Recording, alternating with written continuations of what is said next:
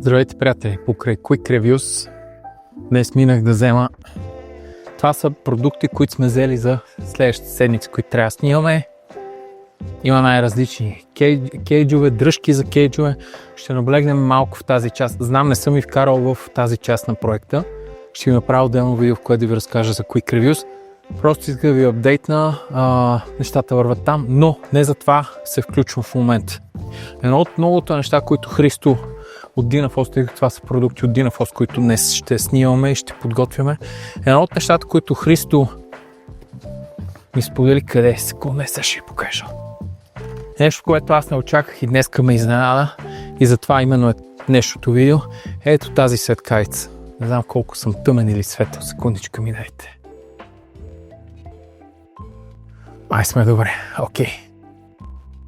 Говорим за ето тази светкавица. Това е Godox IT32. Това е малка светкавица, която е компактна и така за мен, поред мен е универсална. Аз не съм специалист, искам да го кажа. Първо, аз не съм специалист в снимането с светкавици. Използвал съм светкавици сигурно 10 пъти в живота си. Но така, от обща култура мога да ви кажа, че особеното за светкавиците, както и обективи и това и така нататък, всяка една светкавица си е подготвена за конкретна система. Дали е за Sony, за Fuji, за Panasonic, за Nikon, Canon, каквото и да е там. Ако вие решите да сменяте системата, най-вероятно ще ви се наложи да сменяте и светкавиците, които сте си купили. Аз лично нямам светкавици, но това определено би била светкавицата, може би, която ще си взема първо. Кое е особеното на тази светкавица? Освен, че е малка и компактна, обърнете внимание, така съм си направил следното, че не трябва да мърдам по-близо, защото вече стане тъмно. Импровизирано снимаме, така че каквото е това е. Обърнете внимание, ето тук нямате захват за hot shoe. Защо? Може би сте виждали вече, може не ви е попадала. Ако не ви е попадала, на мен днес за първ път ми я показа Христо Dynaphos и останах много приятно впечатлен от нея. Защо тази светкавица няма долната си част елемент за монтиране към камера? Защото това е светкавица с тази черно в черно, изобщо. Добре, тази светкавица всъщност е направена така, че да може да си купите ето това. А какво е това? Ще попитате вие. Всъщност това е долната част, която може да хванете светкавицата за своята камера. Но тук е интересното нещо. Може да купите различни захвати за различните камери, които имате. Примерно в моя случай съм взел за ревю трансмитер или синхронизатор. Нямам идея кой е правилната думичка за това. Ако знаете, поправете му долу в коментарите. Този трансмитер е за Olympus и Panasonic, нещо, което на мен ми върши работа. Ще мога да я тествам тъкмо. Ето това е въпросният трансмитер. В горната част имате 4 магнитчета, както и пинчета, които да предадат сигнал към самата светкавица.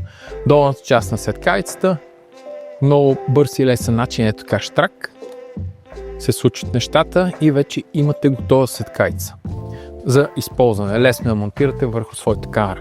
Иначе, самата камера какво разполага? Имате touch дисплей, с който може да направите различни настройки и да вървите по менютата на камерата. Освен това имате 3 бутона. Единият за включване и изключване, най-долния.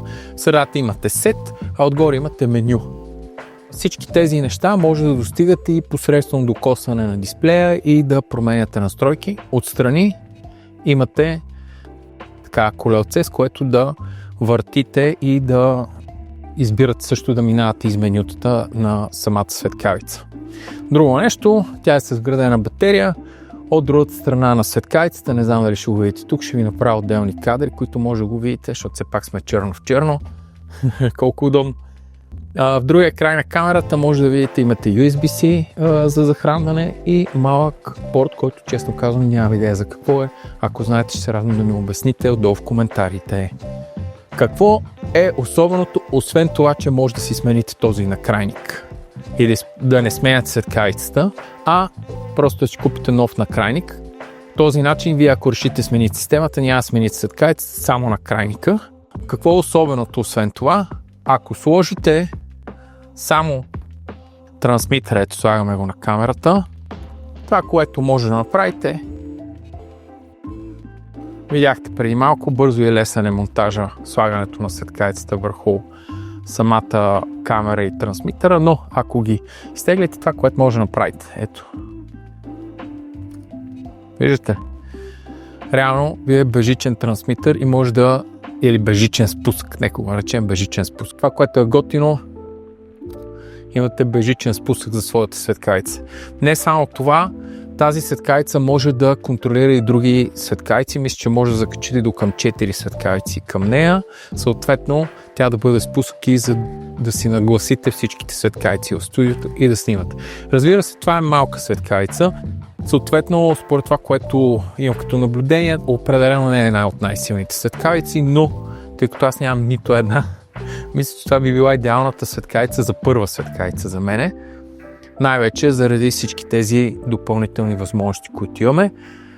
Освен това, към самата светкавица имате различни модификатори. Имате стандартните, ето тук, скрити модификаторчета в нея. Имате бяло картонче, което да връща светлина, имате допълнителна дифузия. Освен тези две неща, в кутията имате още една дифузия, която може да сложите отгоре, както и стойка. Тази стойка, освен че можете да захванете към нея самия трансмитър като колчо, също така можете много лесно да захванете и самата светкавица, така че да я сложите някъде и от дистанция камерата ви да контролира светкавицата. Освен поставката за светкавицата, имате и два малки филтъра, които да ви помогнат, ако случайно светлината ви е много синя, можете да промените и да повлияете. Ето това ви е допълнителната дифузия, която може да си поставите на светкавицата, за да омекотите светлината. Та няма да разберете какво става, както и да е. Да. Самият трансмитър, който получавате, се нарича X5. Според зависимост от това за каква система ви е необходим, той има допълнения. Този, който ползвам аз е X5O, мисля, че е заради Olympus и заради това, че се ползва и за Panasonic. Целият комплект трансмитъра с светкавицата, мисля, че може да ги намерите за малко под 200 лева общо или 100 евро. Така че за мен това е много, много добро решение, особено за човек, който няма светкавица, има нужда от нещо, което да работи и да може да бъде адаптивен към различни ситуации. Много, много бързо включване на тая тема. Не забравяйте, че всички тези неща може да ги вземете от Dynafos с код VLive10.